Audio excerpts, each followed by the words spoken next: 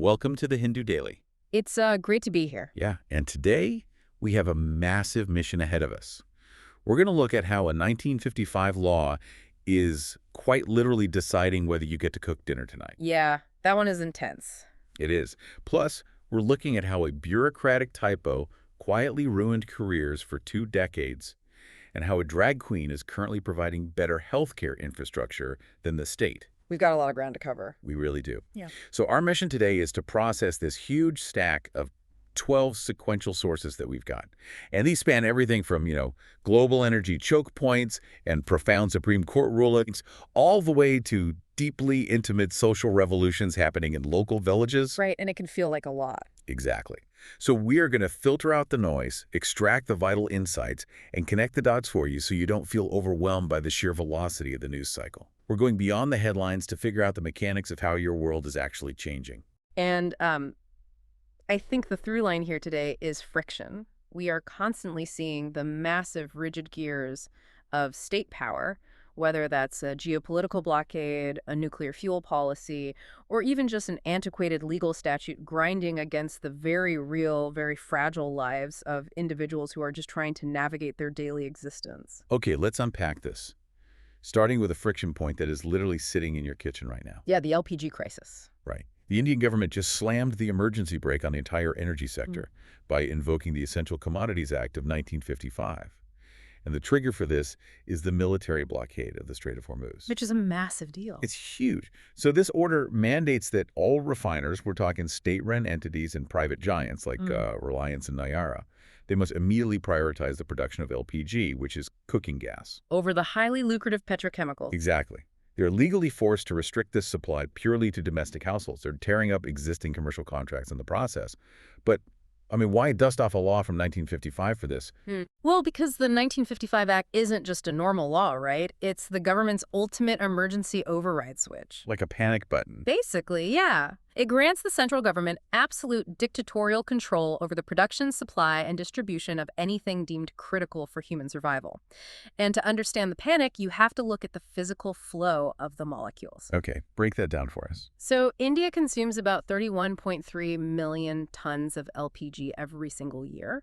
But our domestic refineries, even when they're operating at normal capacity, they only produce about 12.8 million tons. Wow. Which leaves a massive 18.5 million ton void. And let me guess, the bulk of that deficit is currently parked on tankers floating nervously near the Persian Gulf. You nailed it. A staggering 90% of our LPG imports traveled through the Strait of Hormuz. 90%. 90%. And with the ongoing conflict between the U.S., Israel, and Iran, ships are actively being targeted in this maritime choke point. That is, honestly, it's only 21 miles wide at its narrowest point. So that supply line is just practically severed. Exactly. And the profound, almost cruel irony here is that the government is essentially the victim of its own success.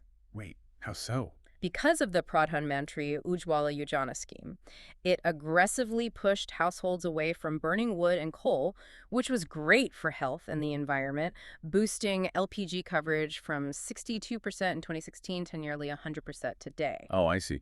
So by successfully modernizing the country's kitchens, we've essentially tethered almost every family's ability to eat to one of the most volatile stretches of water on the planet. It is a textbook vulnerability trap.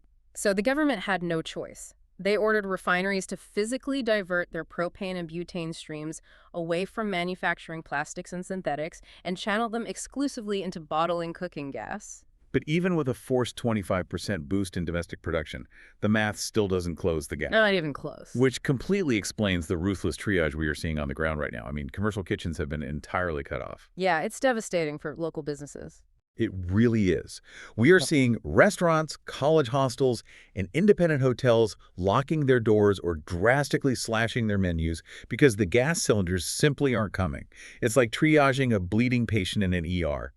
Household kitchens or the vital organs and everything else, even the commercial economy and the hospitality industry, just have to lose blood for a while to keep the patient alive. That's exactly what it is. The state made a brutal but necessary calculus. Survival trumps commerce. The government is forcefully engineering equity in an essential resource just to prevent mass unrest. Right. But, seamlessly transitioning here, when the government tries to engineer equity and social opportunity, The machinery can misfire spectacularly. Absolutely. The Supreme Court just delivered a landmark ruling on March 11 regarding the OBC, or other backward classes, creamy layer criteria.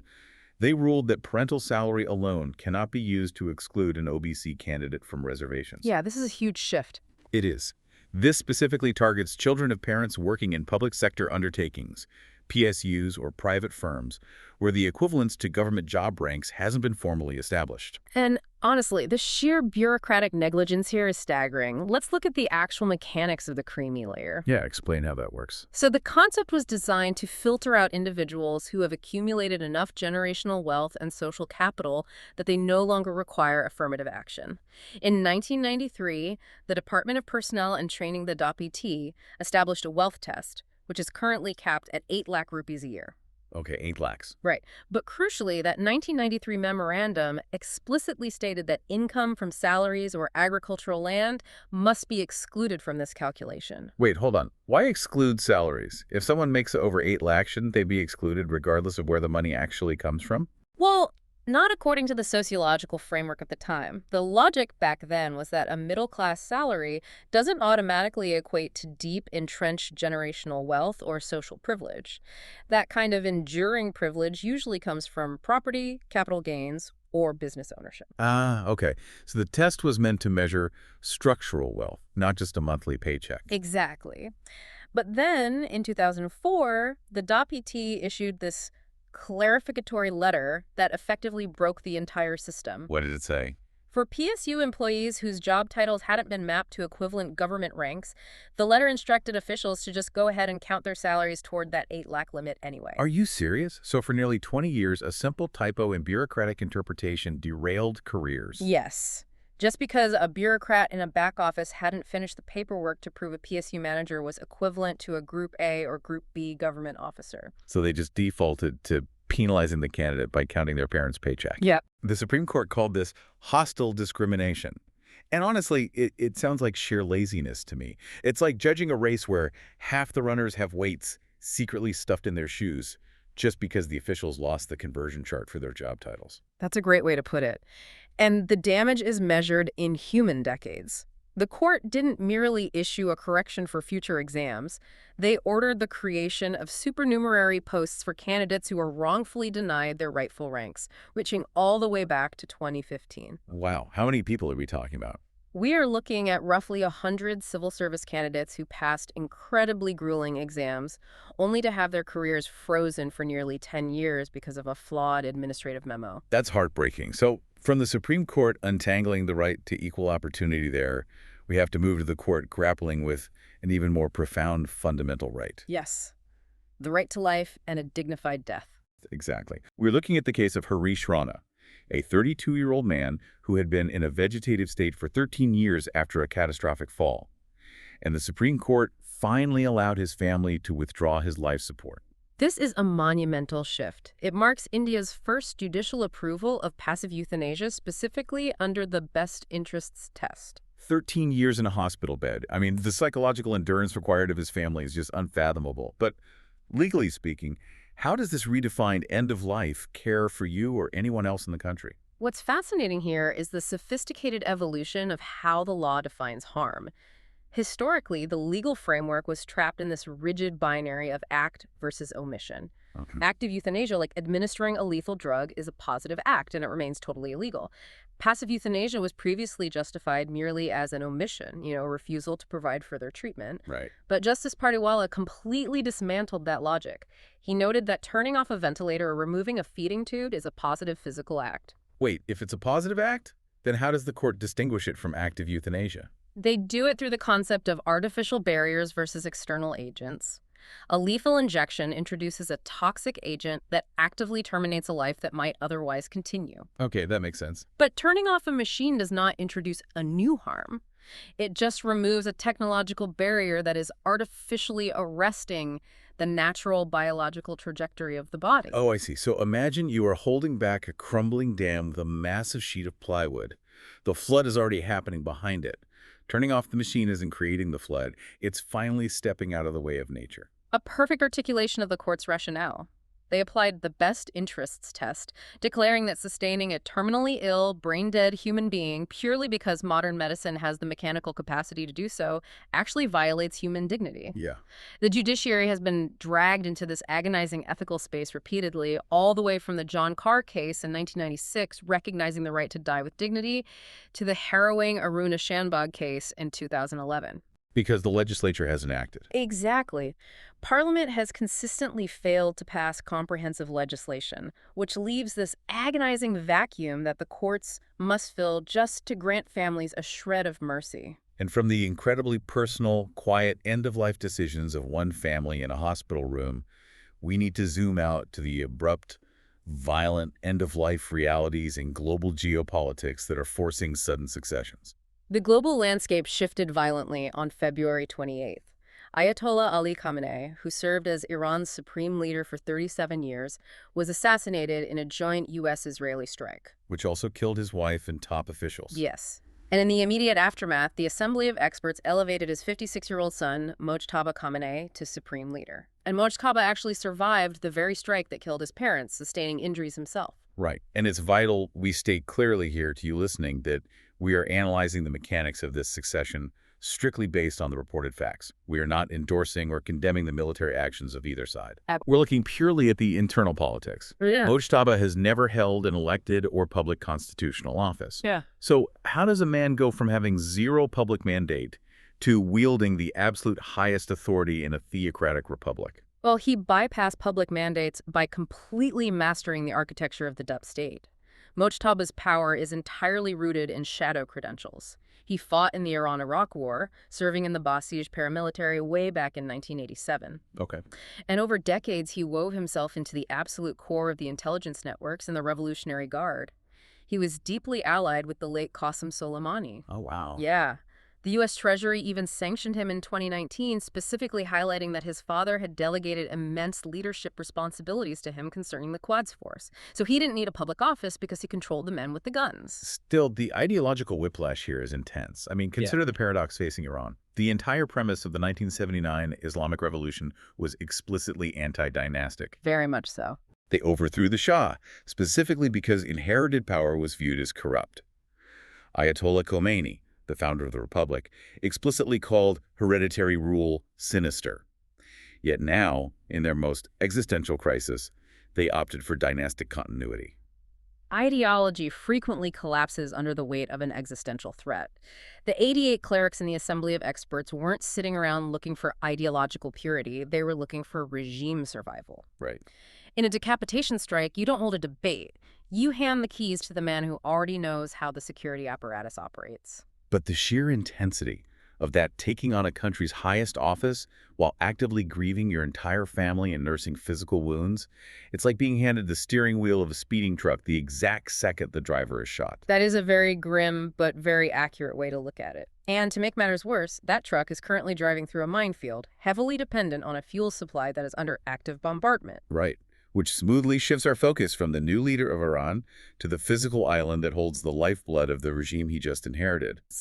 Yes, Kharg Island. U.S. strikes reportedly obliterated military targets on Kharg Island, which is this tiny coral outpost. And the result is that global oil prices have violently surged to $103 at a barrel. Yeah, the market reaction was immediate. So what does this all mean? To understand why a tiny strip of coral rock in the Persian Gulf dictates global markets, you really have to look at the plumbing of the global economy. Right. And geographically, Kharg Island is an irreplaceable anomaly. The Iranian writer Jalal Ali Ahmad famously called it the orphan pearl of the Persian Gulf. Why is it so unique? Because most of Iran's extensive coastline is muddy and incredibly shallow, making it physically impossible for very large crude carriers, those massive supertankers that require a draft of over 20 meters to actually dock. But Kharg Island sits about 30 kilometers offshore in deep water. And ironically, its massive oil terminal infrastructure was originally built in the 1950s with American engineering assistance. Wow. Okay, so imagine an entire nation's economy breathing through one tiny 8-kilometer-long snorkel. If you block that snorkel, the whole economy suffocates. And today, this island handles 90% of Iran's crude exports. It can load up to 1.6 to 7 million barrels a day. Exactly. The geopolitical web here is entirely dependent on who is at the other end of that snorkel. And the entity at the other end is China. Beijing imports over 80% of Iran's oil exports. Just to put numbers on it, in 2024, Iran generated $35.76 billion from oil sales, and China accounted for over 90% of that cash flow. That's massive. It is. So destroying the infrastructure on Kharg Island doesn't just hurt Iran's military capabilities, it severs the primary financial artery keeping the Iranian state solvent. And this isn't a new idea either. The sources point out that Donald Trump told The Guardian back in 1988 that in a severe escalation, he would do a number on Kharg Island. Yeah, it has been the ultimate strategic target for decades. Decades in the making. And when that snorkel gets blocked, the resulting panic ripples out and hits every single country reliant on imported energy. Which perfectly contrasts the vulnerability of fossil fuels in the volatile Middle East with India's scientific quest for secure domestic energy independence. Exactly. But the path to that independence has triggered a fierce civil war among India's top nuclear scientists. We're talking about a fierce debate over a proposed new nuclear fuel called anil. Right. Named after former Atomic Energy Commission Chairman Anil Kakadkar. Yes. It's a proprietary blend of HALEU, which is high-assay low-enriched uranium and thorium, developed by a U.S. company called Clean Core Thorium Energy. The goal is to deploy it in India's existing reactors. But scientists from the Bhabha Atomic Research Center, BAARC, published a study declaring it functionally unsuitable. Right. They claim this new fuel makes the emergency shutdown rods 26% less effective. 26% is a big drop in safety. It's massive. And to grasp the stakes, we need to look at the physics of a pressurized heavy water reactor. Shutdown rods are the ultimate safety mechanism. They're designed to drop into the reactor core and aggressively absorb neutrons, instantly killing the fission chain reaction in an emergency. Like slamming the brakes. Exactly. And the BRC scientists ran these complex computer simulations, arguing that the specific neutron spectrum created by the ANEL fuel blend compromises the absorbing efficiency of these rods, which dangerously erodes the reactor safety margins. But the heavyweights are fighting back. MIT professor Karush Shirvan and Anil Kakodkar himself are attacking the BR's study, calling it misleading and riddled with technical flaws. Yeah, the rebuttal is strong. They argue that ANEL delivers a massive energy burnup of 50 gigawatt days per ton, drastically extending the life of the fuel while producing significantly less radioactive waste. Yeah, the proponents argue the BRC simulations are essentially comparing apples to oranges, evaluating a revolutionary fuel using metrics designed for legacy systems.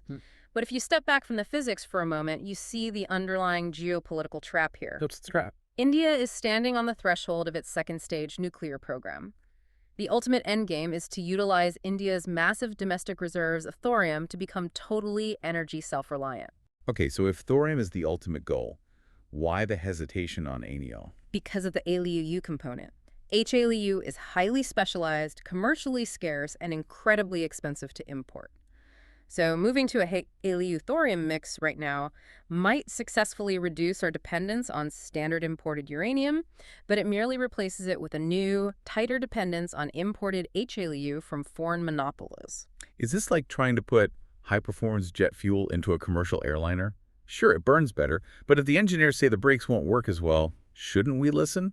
Especially if we have to buy that proprietary jet fuel from a foreign supplier who could cut us off at any time. It is the classic dilemma of national strategy. Do you mortgage your long-term sovereignty for a short-term leap in efficiency? Right. And while scientists debate the theoretical limits of national survival through nuclear policy, we have to move to a very different, highly visceral fight for daily survival. Yes.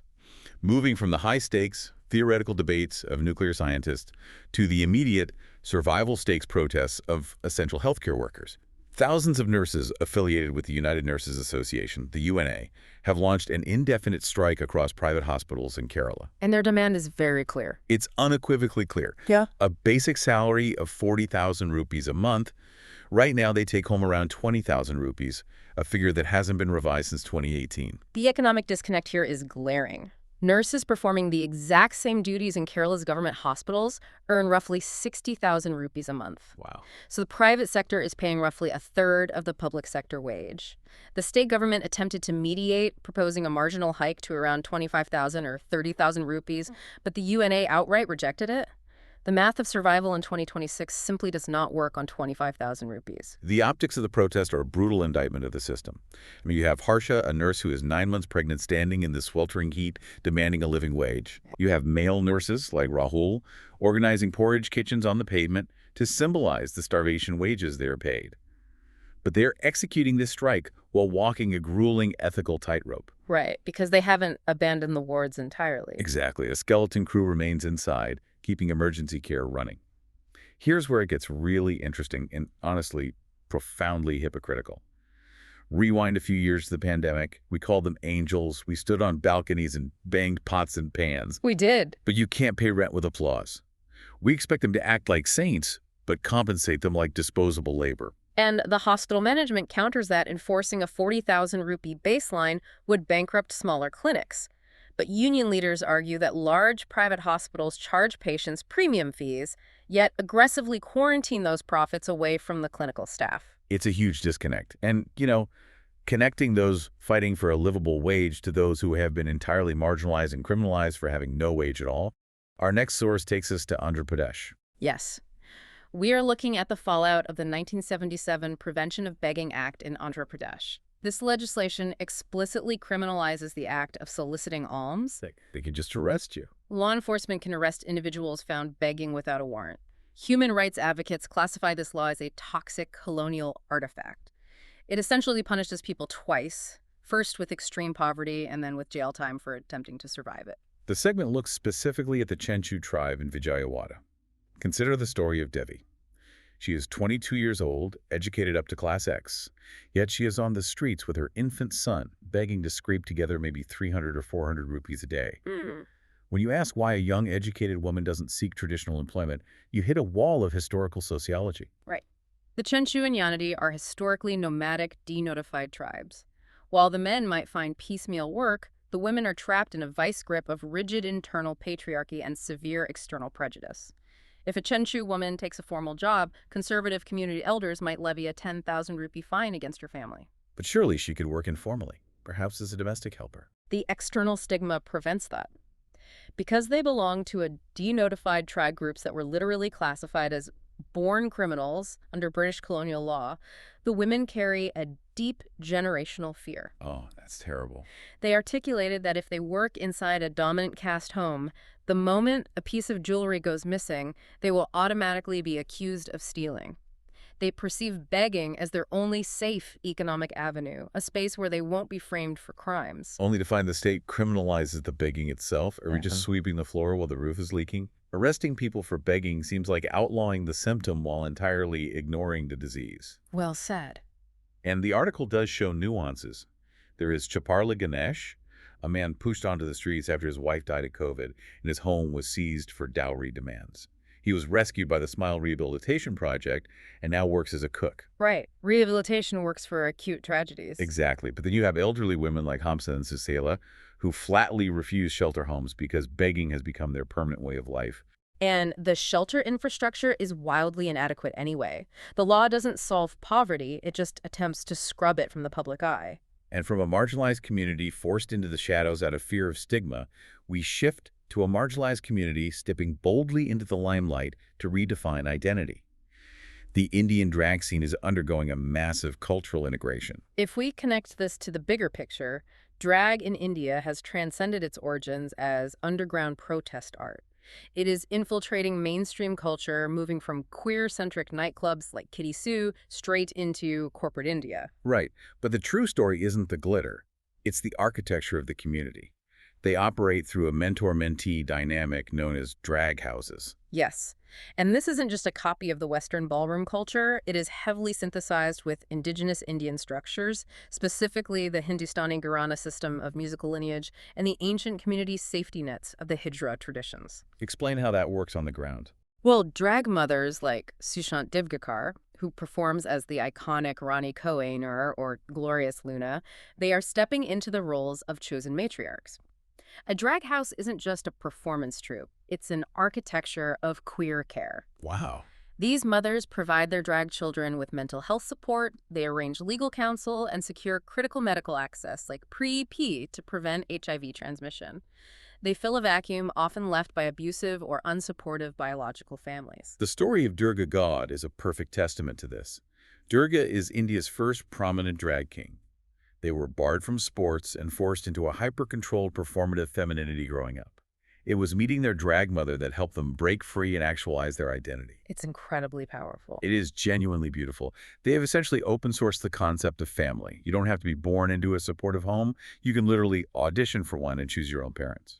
It is a radical form of grassroots public health and psychological safety. And linking the concept of creating safe spaces and chosen families in the drag world, we move to creating literal, physical safe spaces for vulnerable youth in Mizoram. Yes. Mizoram is currently grappling with the highest HIV prevalence rate in India at 2.75%. Which is largely driven heavily by sexual transmission among the youth now. Right. To combat the immense stigma, the state government recognized that their traditional clinical approaches were failing. So they launched StayOT, Safe Place for Open Talk. It's a clinic cleverly disguised as a trendy basement cafe. The genius of SPOT lies in its design as an anti-clinic. When young people like 24-year-old Thangswala search their symptoms, the fear of being judged as immoral stops them from getting tested. The sheer terror of walking into a government testing center keeps them away. But SBOT circumvents that terror. You walk in, and by placing condom dispensers right next to karaoke machines and graffiti walls, SBOT meets youth where they culturally belong. It completely neutralizes the clinical dread. They even rebranded the Mizo slang word spot. Oh, right. The word that previously meant an illicit place for drugs or drinking. Yes, they transformed it into a sanctuary for health and open conversation. It's a Trojan horse, but for public health. You lure them in with coffee and good vibes, and while they're relaxed, you save their lives with testing and empathy. Empathy is a vastly superior public health tool compared to shame. Absolutely. And from youth redefining modern cultural spaces, let's look at youth reviving ancient artistic spaces. We are talking about the stunning resurgence of traditional Indian calligraphy. Specifically, the Arabic and Urdu scripts in South India. Historically, this art form was everywhere, right? Oh, yeah. Think of the 1960s Bollywood posters like Mughal-e-Azam or those old Urdu magazines. But it faced near extinction caused by desktop publishing in the 90s. Right. Digital fonts nearly killed it. Hmm. But today, groups like the Tamil Nadu Arabic Calligraphy Hub are steering a renaissance, fueled ironically by social media. Yes. And the most moving aspect is how it crosses religious lines, blending the spiritual with the artistic. The article highlights an artist named Anil Kumar Chauhan. Yes, a Hindu artist. Exactly. For 30 years, he has been painting majestic Quranic verses in hundreds of mosques and dargahs across 3 different states. That's incredible. How does that work with the religious authorities? Because of his dedication and respect for the art, a major Islamic university actually granted him special permission via a fatwa, as long as he performs wudu, the traditional ablutions, before he works. It's amazing how ink on a wall can transcend religious divides. It proves that beauty and art are universal languages that don't care about the labels we put on ourselves. It really does. And from artists preserving beautiful traditions, we move to our final story. One man actively dismantling toxic ones. We turn to the story of Sunil Jaglan, a former village leader, or sarpanch, in Haryana. Since the birth of his daughter in 2012, he has launched over 100 campaigns to smash patriarchy. His methodology is fascinating. He calls it Isaska software, the software of realization. He doesn't just preach, he targets the core domestic habits of men. He attacks the mundane, invisible habits. Right. From hanging period charts in homes so men know when to step up and do the chores, to teaching men about menopause. And the data there is shocking. He found that 99% of the men he met knew absolutely nothing about menopause. 99%. These are men controlling the household finances, yet they had zero knowledge of female biology.